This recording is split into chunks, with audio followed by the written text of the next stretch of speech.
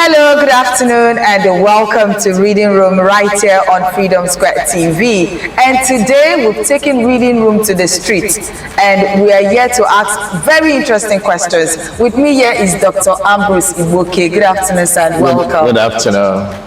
Okay, so you're welcome to Reading Room. And good to be here. Okay, Reading Room is a program where we get to introduce you to books that you need to own, read, and have in your library. And of course, one person I know that reads a lot is Dr. Ambrose Igboke. So that's why we have him on the show today. So, Doctor, please, there are certain questions I would love for you to answer this afternoon. And one of such questions is, do you think young people today still enjoy reading? Young people today don't read again. Why? Because there's a lot of distractions, especially distractions when it comes to technology. When we were young, we didn't have WhatsApp to distract us. We didn't have Facebook to distract us. What we just had was either you exchange movies with your friend or you exchange books with your friend. And we exchanged books as gifts. We exchanged books reading.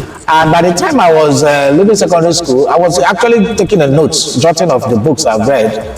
By the time I left secondary school, I've read almost 1,000 books. And that was because you didn't even need to buy. We had libraries. And even if there was no libraries, your friends, you have like 30 people as classmates. By the time you exchange with those classmates, you have exchanged 30 books because they also have books in their library. And then you keep on going and exchanging like that. And by the time you know it, you have exchanged so much book from, for example, African Writers series. We had series that when we were growing up small, Tales by Moonlight. We had Eze Goes to School, Tales Out of School, African Night Entertainment, Chiki and the Rib, all those small books. By the time we're now in senior secondary school, we're reading an African Writers series. The Concourse, Things Fall Apart of Chinua Achebe. We're reading No Easy Walk to Freedom, Nelson Mandela. We're reading Cry My Beloved Country, Ala Patton.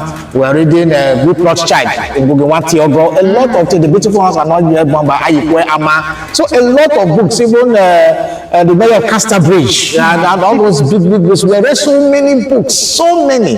And it has shaped part of the things I become today. I'm a public affairs analyst. I appear on a lot of television stations in the country and outside. And when people ask me so many times, how do you know history so much? I say, the books I read when I was growing up. Okay, now talking about books, because you've mentioned a lot of books.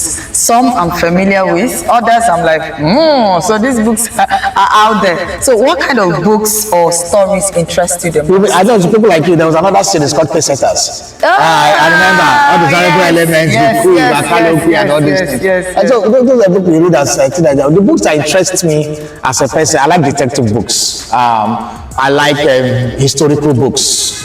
I also like books that had to do with a lot of wars, fought all over the years, and the diplomatic relationships. For example, from the reading of the books that happened about Israeli wars, about maybe the Cuba Missile Crisis, Iran-Iraq war, border war, and so many. I was able to know all these things. So when I was very small, I could give you names of streets in New York, and I was never there then.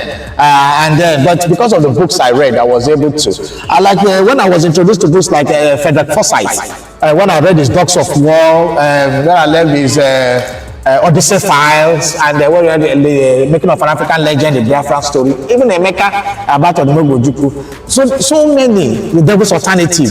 And now also I got Sherlock Holmes books, where we got detectives, where we started having The Hand of Baskerville and Sherlock Holmes memoirs, Agatha Christie, all those things. Those are the things that, because they sharpen my imagination, keep me thinking. By the time I was now, I started dipping into one kind of esoteric. Some of us dived into metaphysical books, like by Tuesday Loops and Grandpa, like The 13th Candle, Cave of the Ancient, The Third Eye, Forever You. By the time we were in the Miracles of the Gods, by the time we were using terminology like astral travels, we're using terminologies like telepathy, a lot of things. We have learned those things. And so for me, like it, because I read metaphysical books, by the time I was going to the university, I didn't join any cult or any spiritual group because I knew what most of these things were. It had already opened my mind. So I read, then I also read a lot of personality documentaries that had to do with great people. So those are the things that actually inspired me when I read. But today I still read, but I don't have enough time to read them all. Physical books or online? Let me quote Oloshoyinka that said that there's nothing like holding a book in your hand and reading it. There's that feel about it, and there's that you don't get fatigued, because when your eye is always on the system, on the screen, it causes some kind of fatigue for you. And then sometimes some of these books come online, and sometimes you are distracted, something pops up, but when you are doing it, I remember those days, you just coil up somewhere, and then you are reading, and then you have a page map that you just used to put where you are reading, and you want to get back to the book, especially when it's interesting.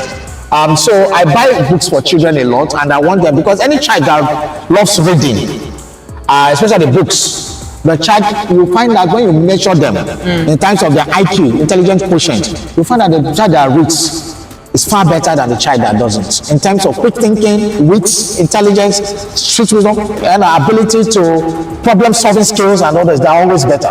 You know, one of the books you did mention is the one, Emeka by Odumegwu. It's a green cover book? Yes, a green cover written by Frederick Fawcett. Yes. By his friend, because Ojuku was his friend. The man just died, I think, this year. Or last year. So, you know. I actually have that book in my house. Yeah, it's a very great one. I did Aburi Accord.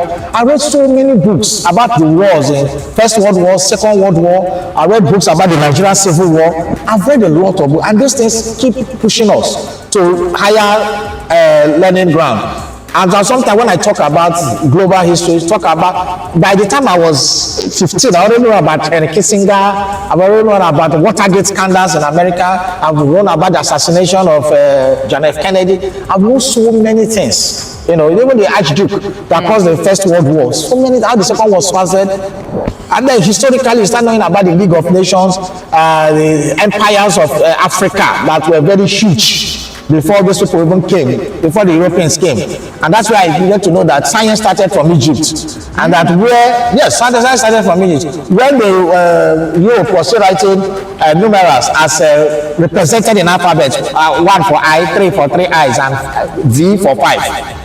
The Egyptians have developed, that's why they call it Arabic numerals. They've already developed 0 to 9 as the number you can get infinitum.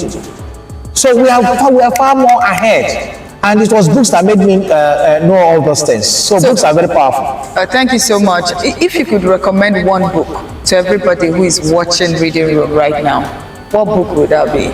That is difficult. But I would say, if you have not read it, go and read Things Fall Apart.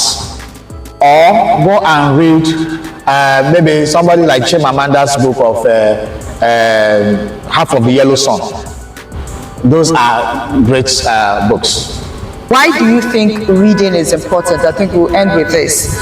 In today's world, why do you think reading is important? Because while you were talking, you said you buy books for children, meaning it's important. It's very important. So why do you think it's important? Because in today's world, a lot of youth do not read.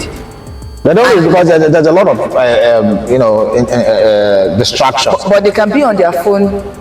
Those are distractions. So what parents could do, since we're also in the digital ecosystem, what they can also do is that there are books. I won't call them, so I won't grab them, but there are also online books. They can load the tablet for their children. They can load books into it, novels. So because some of these novels are actually in digital formats now, they can read all these novels we are talking about. They're in digital formats. They cannot buy it online and read it online too. Children also can be. Let them bring out reading time for their children so that you share the time. There's a time for you to come back from school. There's a time for your homework. There's a time to play. There's a time to read a book. So maybe every month you can just give them one book to read that they can carry. It's okay, read this book, summarize what the book tells me, and let's discuss it. And parents must create time for their children, because now that you don't have time for them, when they grow up, they won't have time for you. But when you have time for them, they can bond with you and they can always come back. So book is a very good means to have a family time. Then you read your own. After it takes different time, everyone come and explain your story you have read. Then you exchange the book around again for them. And that way you are going to train them, because what book reading does for them is to make them ready people and also be able to be intellectually alert, especially to all this kind of rumors and all this kind of things, false information that floats online. Okay, on a final note, what message will you give to those who say reading is boring? Because we have people who say, you see reading, for me it's boring, I prefer to see a movie. Well, for those people, that means that some part of their intellectual capacity is eroding. and that is always the problem. If reading takes a lot of concentration, really taxes your intellectual capacity to process so many things at the same time. It helps you be imaginative, because when you are reading a novel and you are imagining the scenes, you are imagining what is happening there and all that. So that aspect of the brain, that is for the cognitive aspect of the brain that gives you to imagine things, to be creative, you are losing it. And that is why it's already boring for them, because they are not creative enough to even pull up their time. I tell people that I've never used the word I am bored, because right now I have like 5 books I've bought I've not read. So I'm busy for that. Even I want to relax, I will read it. I'll read those books. So and it keeps on enlightening you and the rest. So, but if you don't, that's why you see a lot of you, they say they are bored. They are bored because they don't have skills to engage themselves. They don't read.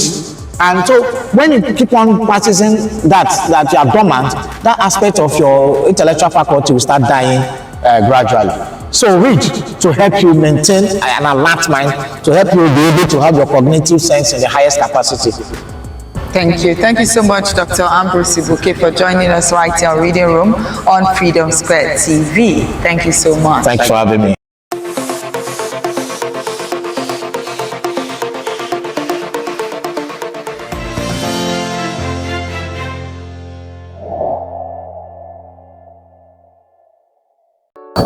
Wow, what an interesting conversation we had with Dr. Ambrose Igboke, who told us a lot of books that he has read, and of course recommended a few. For those of you who are watching, try as much as you can to get those books. So that's all we have for you today on Reading Room, right here on Freedom Square TV. My name is Lilian, and remember that reading empowers you, enlightens you, and equips you to express yourself with clarity and confidence. To get your copies of today's featured books, you can contact Ezinwa Publishers Nigeria Limited on 0803-714-5231, 0803-714-5231. And don't forget, you can follow us on all our social media platforms. The platforms are actually displayed on the screen at Freedom Square TV for updates, discussions, and giveaways.